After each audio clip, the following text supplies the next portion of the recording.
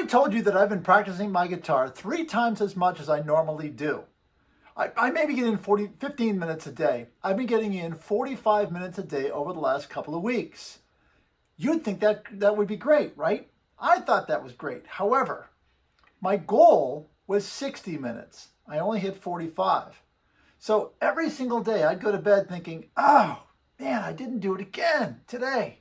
I should have made my goals reasonable and achievable. There's just too much other stuff going on. It just wasn't, I made a commitment to my guitar teacher and I just wasn't able to do it because of everything going on. So let's suppose you go out and you make 7 sales calls every single day, but your goal was 10. Day in and day out, 7 calls, but your goal was 10. So you go home thinking, man, I missed again today. I lost again today. Your customers can hear every emotion that you're having. So if you think to yourself, I failed, then that's going to come through your calls.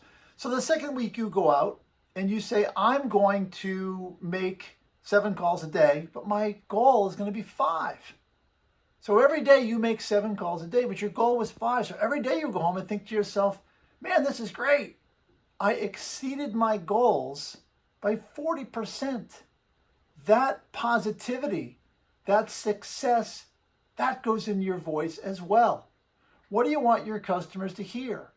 Make your sales activity goals reasonable and achievable. I just don't think I'm going to make it to 15 more than 45 minutes a day. There's just too much going on. So I'm going to make my goals reasonable and achievable.